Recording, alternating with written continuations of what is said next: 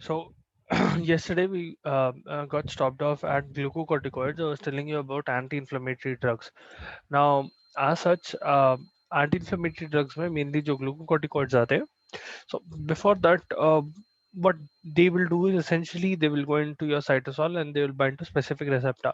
Now, whenever a cell is being damaged, okay, it might be whatever reason. So specifically here we are talking about asthma, but whenever there is any kind of damage triggering inflammation or an inflammatory reaction from your cells, what will happen is those cells will start producing certain mediators of inflammation. They will start to produce certain chemicals that will increase the inflammatory response. It will start the process of inflammation. Okay, it will start calling other cells, essentially pointing out, see, look here, there is damage occurring, please come and help us. Okay, that is what inflammation is essentially. You're trying to find the damage, you're trying to mitigate the damage, and you are trying to cause recovery, okay, or cause regeneration. That is inflammation. Now, the process occurs through inflammatory mediators like cytokines, prostaglandins, interleukins, leukotrienes. You have this thing, what you call platelet activating factors, uh, other mediator responses as well. Now, whenever you give glucocorticoids, so as I was telling you yesterday about glucocorticoids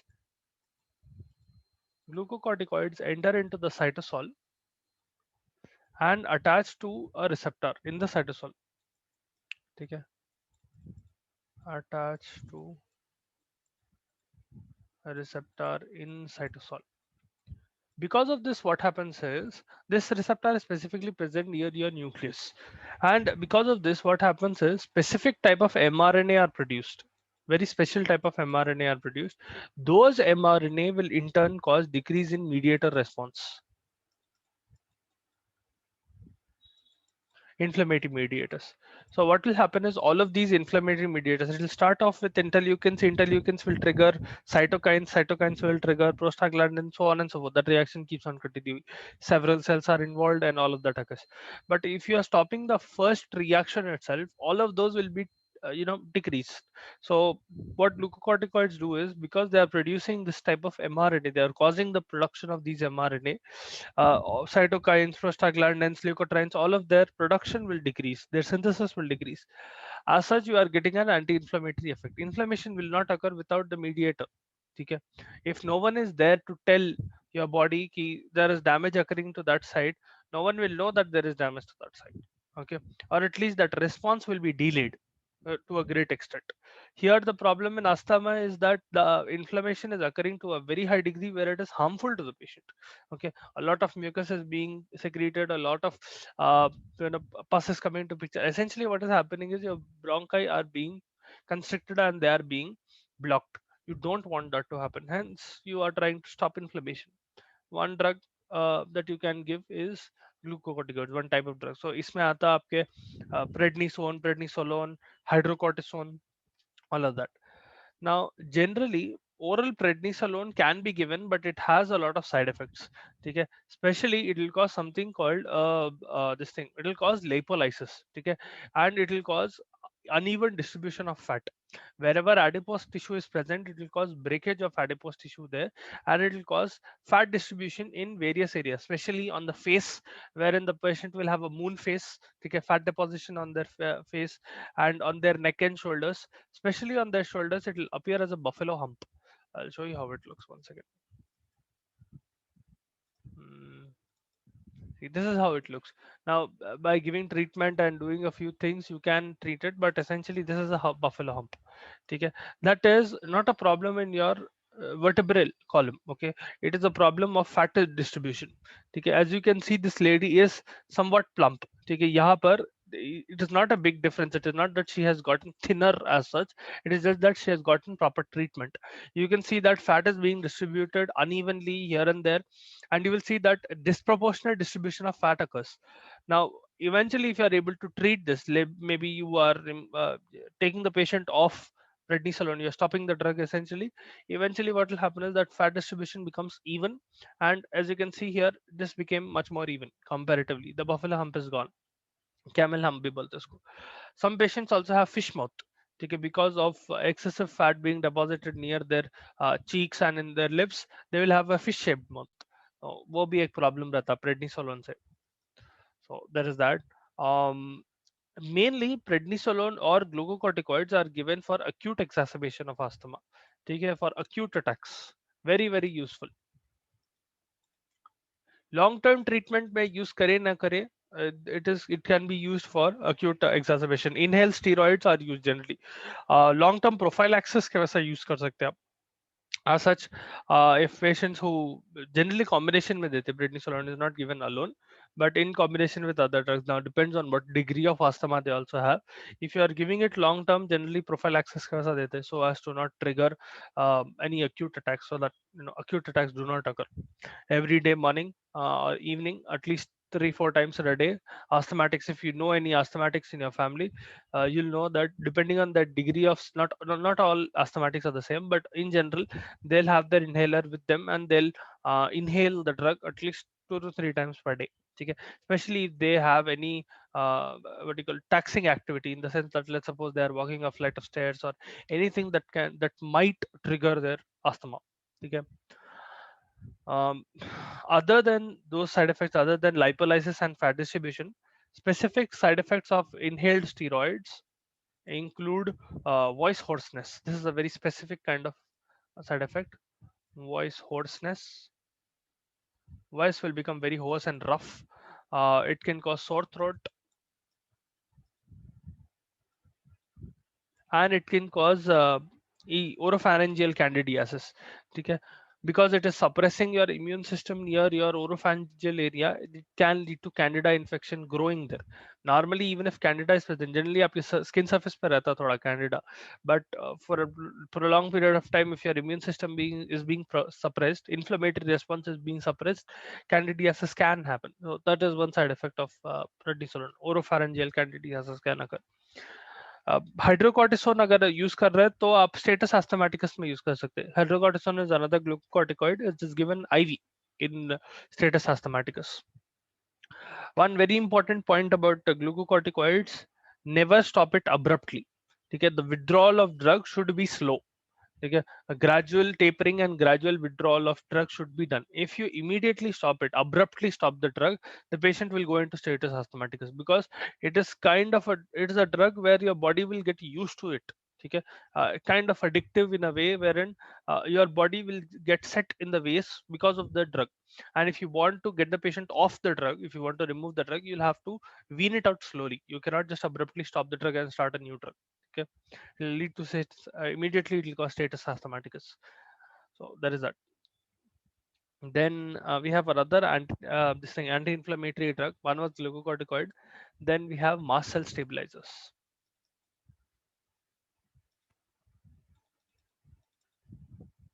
So breakage of mast cell, which causes histamine release, is a big trigger for asthma.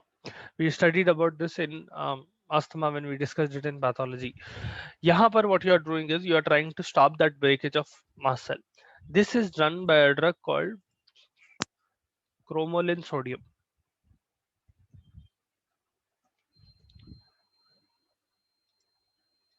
इसको sodium क्रोमोग्लाइकोलेट भी बोलते, cromoglycate. Okay, both of them refer to the same thing. Now this it inhibits inflammatory mediator release. So histamine release is being stopped. Essentially, it will stabilize your mast cell which breaks down in the presence of asthmatic attack or in the presence of a stimulus of asthmatic attack. That mast cell will not break down, and because mast cell is not breaking down, histamine is not released, and further progress does not occur. This is used for prophylaxis, not for acute attacks. Very important. Only used in prophylaxis. Not very useful in case of long-term use or acute episodes specifically. You can use it for long-term use for prophylaxis, but you cannot use it in acute attacks. Okay, if the patient is currently having an acute asthmatic attack, it will be useless, this fellow, because the patient already has histamine being released. At that point, if you're trying to stabilize mast cells, it will not work.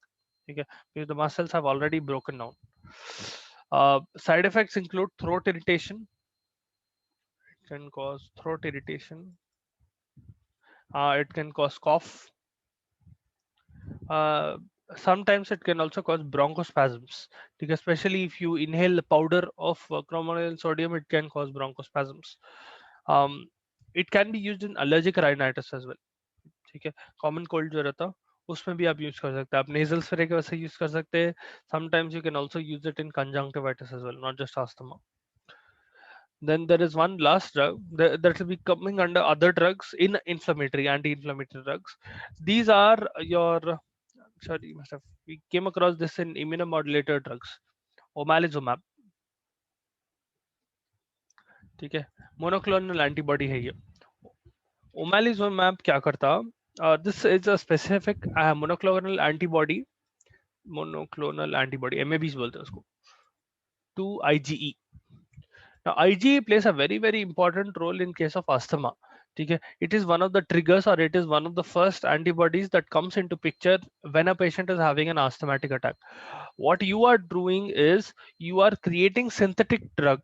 Okay? So omalizumab is a synthetically produced antibody to the antibody being produced in your body. Okay? IgE is the antibody that is produced in your body, right? What you are doing is you are creating a drug that will act as an antibody, and in that scenario this is acting as an antigen. I'll repeat once again. IgE in your body, IgE immunoglobulins, they are antibodies that are produced in your body. Okay? These antibodies are working in presence of a stimulus, whatever stimulus that would be, asthmatic stimulus or any damaging stimulus. Okay? Whenever there is a antigen that is triggering a particular reaction, an antibody, specific antibody is produced. Okay? Now, what we are doing in asthma is, because there can be a lot of IgE and it can, take things out of proportion, you are trying to decrease IgE levels. So what you do is you make a new drug with respect that you are considering IgE as an antigen now. Okay, you are taking antigen is anything that will trigger inflammatory response, right? So by that logic, you can also tell that it will react with antibodies. Okay, those antibodies will neutralize the antigen. All right, any antibody will neutralize an antigen, specific antigen. यहाँ पर you are making sure that the IgE molecule, the protein itself, you are making antibodies against the proteins of those IgE molecules. So in this scenario, you are making a synthetic antibody in a lab that will act as an antibody to this IgE molecule, which will be the antigen in this scenario. Okay. So antigen antibody will react. Omalizumab will go and attach to IgE, and it will not let IgE perform its function. It will essentially break it down. Okay. It will not, IgE will not be able to bind with IgE receptor and perform its function. IgE has certain receptors where it can go and attach, and it will give its function, uh, display its function. यहाँ पर these what you call omalizumab or monoclonal antibodies will form a complex with IgE, and because of that, IgE will not be able to bind to its receptor. These receptors are specifically present on mast cells and basophils. So in a way, you are stopping allergic response by stopping the response from IgE on mast cells and basophils. Generally, this is given subcutaneous. Omalizumab is given as a subcutaneous injection, well tolerated. There will be a little bit of injection site pain. It is given once in 2 to 4 weeks. Okay, once in 2 to 4 weeks. T-half is very long. T-half is around 26 days. Stay in your body for a long period of time. That is why it is given once in 2 to 6 weeks, 2 to 4 weeks. Okay, it can cause allergic reaction sometimes. Okay, you will be you can use it in prophylaxis as well. Prophylaxis of asthma. Now, coming to treatment of asthma, asthma is classified under mild, moderate, and severe asthma. Okay, you also have status asthmaticus, but we have mild asthma, moderate asthma, severe asthma. There is a special condition called status asthmaticus. That is a different story altogether. So mild asthma में you generally give beta 2 stimulants, ठीक है, long acting beta 2 stimulants like salbutamol, salmeterol, वो देते. Moderate asthma में generally regular prophylaxis with chromoglycolate, sodium chromoglycolate, and giving inhaled steroids. Both of their combination will work. If someone has severe asthma, now someone can have chronic severe asthma as well. ठीक है, whenever they are having a reaction, it becomes very severe. तो उनके अंदर you will give a combination of 2 to 3 drugs. Moderate में 2 drugs का combination there is ना, chromoglycolate and inhaled steroids like prednisolone or whatever you give, prednisolone, dexamethasone, whatever it is. In this thing, severe asthma, you will give inhaled beta 2 agonist. That too, you will give it 3 to 4 times a day. So salbutamol, salmeterol, 3 to 4 times a day. You will give steroids and sometimes oral steroids as well. Inhaled plus oral steroids. Oral steroids might be considered, not always given, but might be considered. Sometimes some patients को आप ipratropium bromide और theophylline भी दे सकते हैं, anticholinergic drug और theophylline. Children है तो theophylline नहीं देते because it can be addictive, but ipratropium bromide might be considered. ठीक है. Status asthmaticus is a special condition where you'll have to take them to a hospital. Drugs will generally not work. That is when it is status asthmaticus. जो घर पे drugs रहते हैं, those will not work. You will nebulize the patient with salbutamol, ipratropium bromide. You'll have to nebulize every 30 minutes and all. So lamba procedure. You'll have to give hydrocortisone. You'll have to give IV hydrocortisone 100 mg start, and slowly keep on infusing 100 mg of hydrocortisone 3 times a day, and you have to give oral prednisolone with that as well. Okay, all of that. Auto inhalation देना पड़ता patient को because they are not able to breathe. Antibiotics देना पड़ता because all of that mucus is good grounds for bacteria to grow.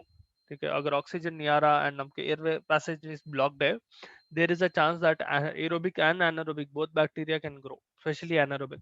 Antibiotics देना पड़ता. Dehydration हो सकता, so you might consider giving NS to the patient and all of that. ठीक है. Ventilation might be provided in extreme cases, artificial ventilation. So that is about asthma. Now coming to cough. So cough is essentially, this is the similar chapter, okay, sub chapter under the same fourth topic. Fourth chapter means first sub chapter is asthma, second sub chapter is cough. So treatment of cough essentially. Before we go into treatment of cough, you need to know what is cough.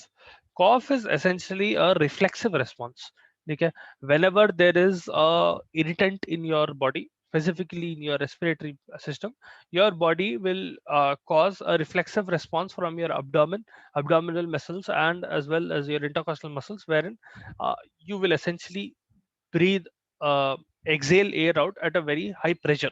Okay, wherein your body is trying to dislodge whatever is present which is blocking that air passageway. It might be very small, it might be a small piece of fur or whatever it is.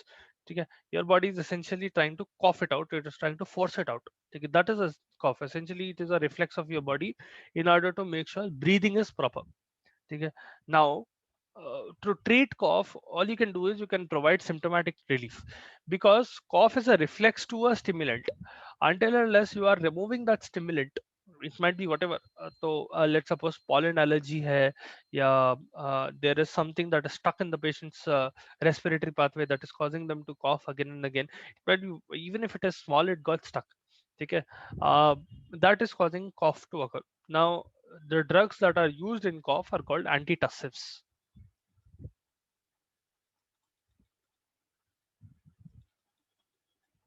Antitussive drugs. Okay. Now, these drugs are only symptomatic relief. Until and unless you are able to treat the cause of cough, that will not go away. You'll have to keep on giving this, but you have to treat the underlying cause to make sure that the cough is going away completely. Take whatever that cause might be. Inflammatory reason rando, yeah, some foreign particle that has invaded into the person's respiratory canals, whatever the reason is. Now there are three main classes that come under this. There are some other drugs as well. We'll discuss about that. But three main classes that come under this. They are central cough suppressants. One second. Central cough suppressants. इसमें आते centrally acting drugs. So they will act by suppressing the cough center in your medulla. ठीक है. Codeine, noscapine, dextromethorphan,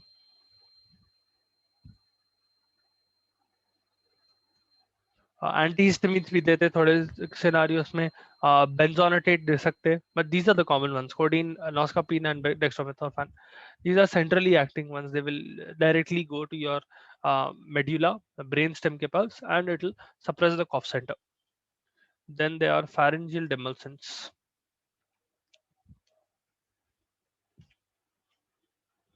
Demulcents.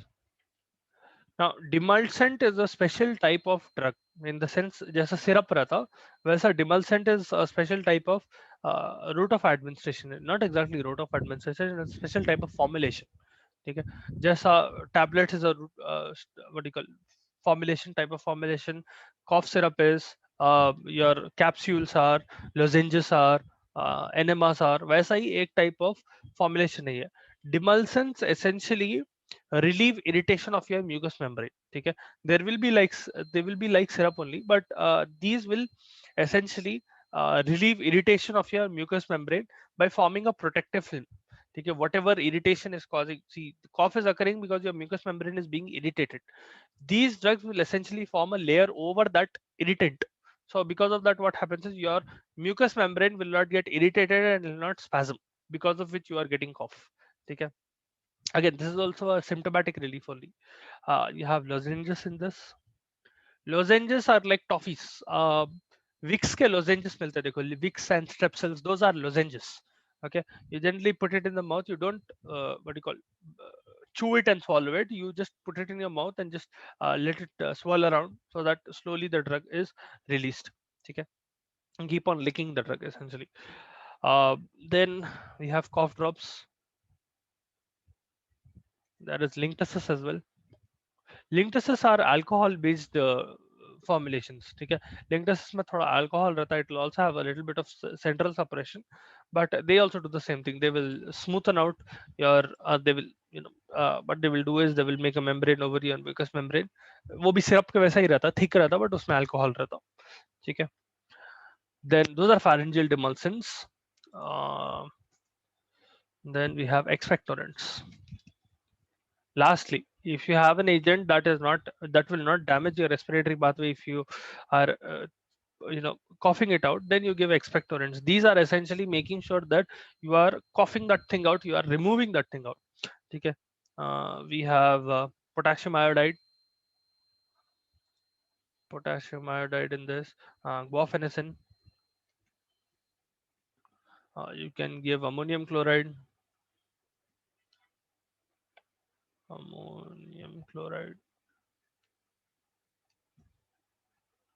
ठीक है, इपैकाक्वाना भी use करते हैं कभी कभी. Okay, these are all expectorants. What they will do is they will literally cause you to cough a little more, but in this scenario they are trying to expel whatever is present inside your inside your uh, respiratory system or into your bronchial tree. Not used very often, especially if there is something which is very big or something like that, in which case you'll have to slowly take it out, but sometimes they सकते expectorants. Centrally इसके अलावा bronchodilators भी दे सकते हैं, mucolytics भी दे सकते हैं. Will discuss about that after this. First of all, central cough suppressants.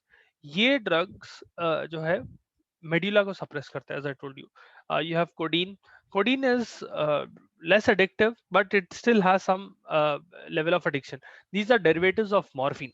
ठीक है, especially codeine is a derivative of morphine, so it will have a little bit of addictive effect. It's a opioid analgesic as well. It will work on opioid receptors that are present in your body. ठीक है, mu receptors, kappa receptors, वो पूरे जो रहते हैं उस पे काम करते हैं. Side effects will include constipation. All opioid drugs will have common side effect, which is constipation. If you see any patient who is on opioid analgesics as well, opioid analgesics is given to people who have severe pain. ठीक है, they will have one common problem, that is constipation. ठीक है, generally they will have some or the other drugs to treat their constipation along with this analgesic. It can cause nausea, constipation, and drowsiness. ठीक है, you give about 10 to 15 mg 4 times a day. You can give noscapine. It is more potent compared to codeine and will not have any CNS effects, so no drowsing. ठीक है, not drowsiness. There might be occasional nausea with noscapine though. If you give it at therapeutic dose, noscapine will not cause CNS effects. If you give over therapeutic dose, अगर toxic dose में जा रहे हो तो जब आपको CNS effect होता. Then coming to pharyngeal demulcents, these, as I told you, they will cover the mucous membrane. They are doing so by increasing the flow of saliva. Okay, these will increase saliva flow, increase flow of saliva, and essentially what will happen is it will give a very soothing effect on your pharyngeal mucosa, and it will decrease the afferent response, the response that is going from your mucosa to your brainstem, because there is a stimulant, that is the efferent response. Afferent response will be, see, stimulant, let's suppose there is a small piece of pollen that is acting on your mucous membrane, that will be the efferent response, E. Okay, that mucous membrane, wherever it is getting irritated, that mucous membrane will send a response back to your cough center, that is the efferent response, A. Okay, E is coming in, A is going out. So afferent response को ये कम करता हूँ, ठीक है, decreases afferent impulse arising from irritated mucosa. What happens is the patient might have dry cough due to pharyngeal mucosa. Whenever you are relieving this cough because of pharyngeal demulcent, the patient might have dry cough sometimes. Strepsils, Vicks, other lozenges, all of them, sugar candy के वैसे रहते वो, ठीक है. Sometimes even you can use sugar plus a little bit of lemon drops जो रहते, with a little bit of sugar will work the same way. ठीक है, if you don't have the drug at home, demulcent, and someone is coughing, in that scenario आप थोड़ा sugar लेके 1 teaspoon or something, a little bit less maybe, a few drops of lemon, and that should work the same way. Then finally expectorants जो है, these will increase respiratory tract secretions. Expectorants like guaifenesin, these will increase the respiratory tract secretions which cover over irritated mucosa.